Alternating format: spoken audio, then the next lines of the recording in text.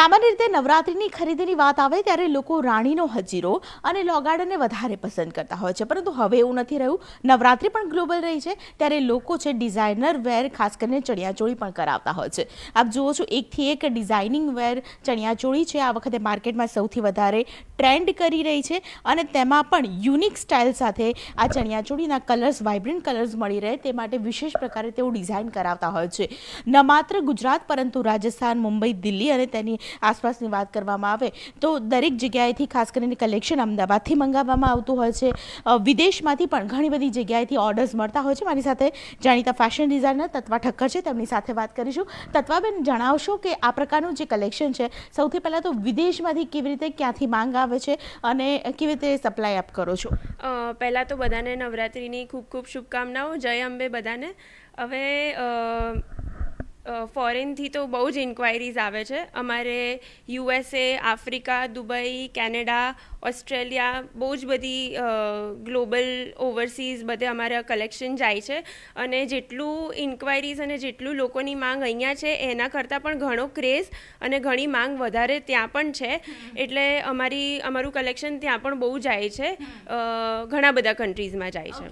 લોકો ડિઝાઇનર વેર કરાવતા હોય છે, પરંતુ તેની પાછળનું કારણ શું છે? કલેક્શન આ વખતે શું છે, ટ્રેન્ડ શું છે તે વિશે કહેશો? એકચ્યુઅલી ધ થિંગ ઇઝ કે ટ્રેન્ડ જે છે એ બહુ હું ફોલો નથી કરતી. મને પોતાને જે ગમે અને મને પોતાને એવું થાય કે આ વસ્તુ 100% 200% લોકોને ગમશે જ, એ વસ્તુ બનાવું છું ટ્રેન્ડ ફોલો કર્યા કરતાં. અને એના કારણે કોમ્પિટિશન ઓછી હોય છે મારા માટે. અને લોકો જે કરે છે ને એના કરતાં મને કંઈક અલગ કરવું ગમે છે, એટલે મારી કલેક્શન લોકો કરતાં ઘણું અલગ હોય છે. મેં ક્રશ ચણિયા ઇન્ટ્રોડ્યુસ કર્યા છે, ફ્લોરલ દુપટ્ટા છે, ફ્લોરલ દુપટ્ટાની અંદર આરી ટીકી વર્ક કર્યું છે એ ઇન્ટ્રોડ્યુસ કર્યું છે.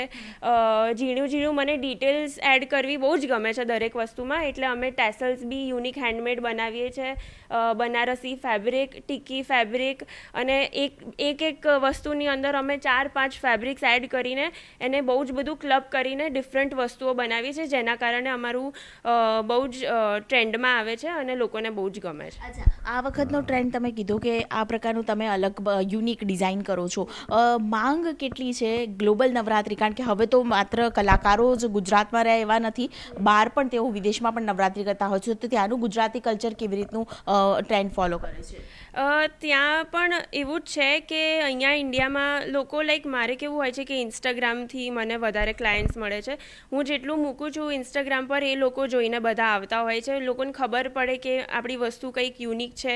અને બીજી વસ્તુ એ છે કે અમે one of a kind piece બનાવીએ છીએ. અમે એક પીસ બનાવીને ફરતી નથી બનાવતા, જેથી કરીને લોકોને વધારે ગમે છે કે અમારા જેવું કોઈ બીજું પહેરતું નથી. એ વસ્તુ લોકોને વધારે ગમે છે અને એટલે લોકો વધારે પ્રેફર કરે છે. લોકો ક્યાં કોસ્ટ કેવી રીતે આવતી હોય છે? ખાસ કરીને કેટલા ખરીદવા માટે લોકો તૈયાર થઈ જતા હોય છે નવરાત્રિમાં? વન ઓફ અ કાઇન્ડ હોય અને યુનિક વસ્તુ હોય ને તો કોઈ યુઝ્યુઅલી બહુ પ્રાઇસ પૂછતું નથી.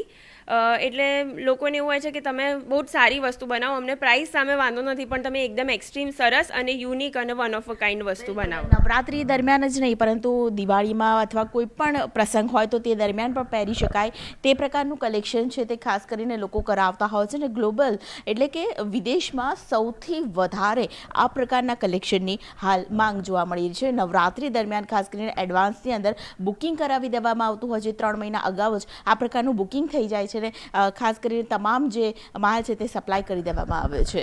કેમેરામેન વિશ્વાસ પટેલ સાથે દીપિકા ખુમાણ, ન્યૂઝ 18 ગુજરાતી, અમદાવાદ.